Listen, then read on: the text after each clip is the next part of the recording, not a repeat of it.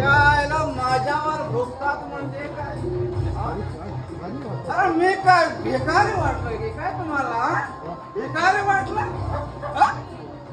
की उकिडावरचा कागद गोळा करणारा गळतोडा? त्याला तुमच्या माझ्यावर भोगतात.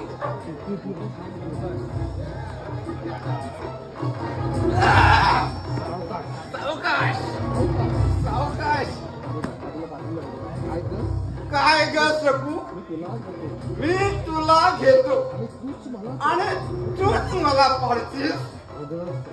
अगं साली, तुला दुसरीकडे कुठंही सुरक्षित जागा नाही, तेव्हा आम्ही आमच्या पोटात तुला जागा दिली. अगं तुझी इज्जत आम्ही वाढवली या बेवड्याने, समजली? आणि आज तू आम्हाला पाडतीस. पाडतीस ते पाडतीस.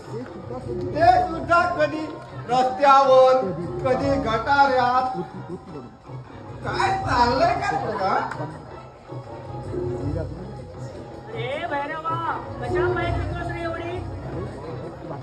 अरे वा, तुझं रुबाब वाढलं की काय? वार वा, तुझे मला नावाने हाकलातेस.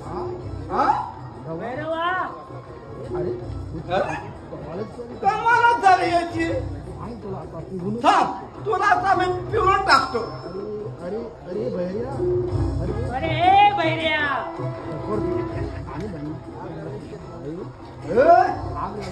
आग लागली तुझ्या तोंडाला. काय म्हणाला तुझे? काय बी नाही. साल्या दांड्या, अरे प्यायला असलं म्हणून काय झालं? ऐकायला चांगलं आहे मला. बाहेर कुणाला म्हणाला तुझे? अरे तुला. अरे काय लाज शरम? यात रे कसली लाज शरम. आता माझं नाव काय सांग र? नंदकुमार. पण तुम्ही लोक मॅसनी काय म्हणतात? नंद्या. हा, तसाच तुझं नाव भैरवा म्हणून भैर्या म्हणालो. डायरेक्ट भैर्या? अरे साल्या, अरे तुला काका, मामा, दादा असं काहीच म्हणता येत नाही, कारण तुझ्या आई बापाने तुला शिकवलंच नाही. आता काका मामा म्हणायच्या लायकीचा आहेस का तू? एक नंबरचा बेवडा. चुप साला. अरे म्हणूनच मी म्हणतो, साला माझ्या बरोबर तुला उभं राहायची सुद्धा लायकी नाही रे. अरे पण म्या म्हणतो, तुझ्या मोर उभं राहायची लायकी नाही म्हणतो, बोलायची लायकी नाही म्हणतो. मग माझी लायकी हाय तरी कशा म्हणते? या दारूच्या बाटली म्हणते. एकच गोड घे. अरे कशी तरतून यायची मग घे. बंद कर तुझी बडबड आणि चालता होईत ना. चालता मला?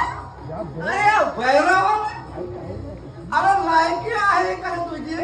आला परत लायकीवरच आला साला. ते असू दे. मला 50 रुपये मिळेल का? तुला उद्या सकाळी मी परत करतो. तुला माहिती आहे ना, अरे बेवडा कधी खोटं बोलत नाही आणि घेतलेले पैसे परत देत नाही. काय रे बाबा, 1 रुपयाची पण लायकी नाही माझी. नोकरशाही जिंदाबाद. गेला साला, पाल पुसली साला तोंडाला. अरे नको देऊ 50 रुपये. कुठे तरी अवस्था होईल ती माझी. नाही तर इकडे जाय ना जवळ.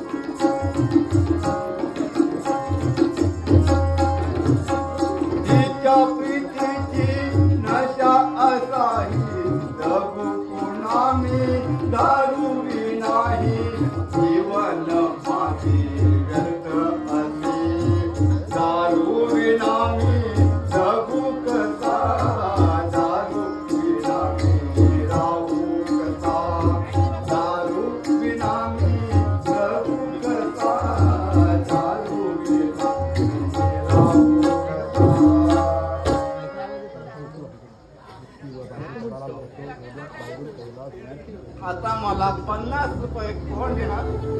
थोडी पाहिजे होती. काय रे बेवड्या? अरे तुझा बाप बेवडा, तुझा बापाचा बाप बेवडा, तुझा खानदान बेवडा. अरे जरा चिरतोस कशाला? तुला 50 रुपये हवे आहेत ना? मी देतोय तुला 50 रुपये. आग लागली तुझ्या त्या पैशाला. अरे तुझ्या बापाचा पैसा घेण्यापेक्षा दारू शिवाय राहील मी. पण तुझ्यासारख्या गुंडांचा हरामाचा पैसा नकोय मला. साला दारूसाठी दारोदारी भीक मागतोय, पण मिजाज केवढ्या? अरे तुझ्या बापाकडे कधी गेलो होतो का पैसे मागायला? आता जास्त बोलशील तर हातड्या काढून हातीत देईन. तर फोट इथून. अरे हट. आला मोठा आकडी काढणारा. कधी कोंबडीचा आकडी काढली का रे? स्वतःला शहाणे समजते साला. हे कैलास शेठ, तू मला बाहेर घे. नाही सगळे बेवडे एकत्र करून तुला कुठलाचा माल नाही मारलास ना तर नावाचा चल फोट.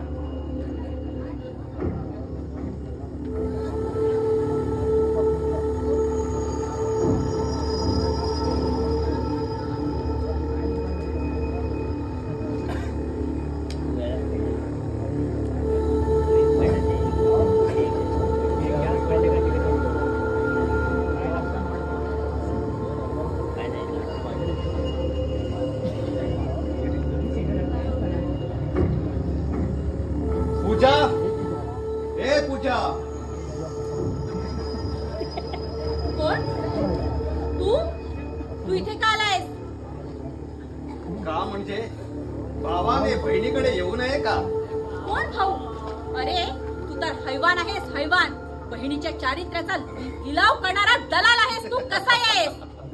अगं तरी सुद्धा मी तुझा भाऊच आहे ना, सख्खा. मी मानायला हवं ना ते. मानून ना मानून उपयोग काय? अगं रक्ताचं नातं आहे आपलं. रक्ताची नाती तोडता सुद्धा येतात. नातं तोडला तरी मी तुझा भाऊच आहे, हे एक सत्य आहे ना. तिला जीवनातून उठवणारा सुद्धा तू एक कसाई आहेस हे सुद्धा तेवढं धादांत सत्य आहे. सत्य सत्याची गोष्टी तू मला शिकवू नकोस. मग चालता हो इथून. तुझी पापी पंचाया या माझ्या घरावर पडायला नको आता. चुप साली. भावाला चालता हो म्हणून सांगते. अगं भावाला पाहताच तुला आनंद व्हायला हवा होता. एवढी नशीबवान नाही रे मी. अरे नुसती भावाची आठवण जरी झाली ना तरी मूळ आनंदाने भरून येतो. एवढी माया असते बहीण भावाच्या पवित्र नातात. पण तुझी मला आठवण आली ना तर त्या नात्याची किळस वाटू लागते मला. अगं माझ्या बरोबर लहानाची मोठी झाली तेव्हा कधी तुला या भावाची किळस वाटली नाही वाटती? तेव्हा तू माणसात होतास. असा राक्षसांच्या पंक्तीला बसत नव्हतास कधी. ज्यांना तू राक्षस समजतीस ना त्यानेच तर मला खऱ्या जीवनाचा अर्थ शिकवला आणि त्यानेच तर मला पैसे पुरवले. नाही तर आपल्याकडे होत तरी काय? एक वेळ खाल्लं तर एक वेळ उपाशी. आईने दुसऱ्याची भांडीपुडी घासायची आणि अर्धी भाकरी वाट्याला येईल ती खायची. त्या अर्ध्या भाकरी जेवढा सुख होतं ना तेवढं तुझ्या हरामाच्या पैशात नाहीये.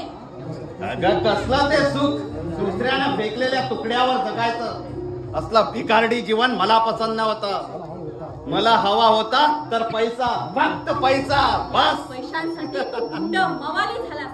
निरपराध लोकांचे तू बळी घेऊ लागलास आणि तिथेनं तुझं समाधान झालं नाही म्हणून स्वतःच्या बहिणीला तू विकायला निघालास.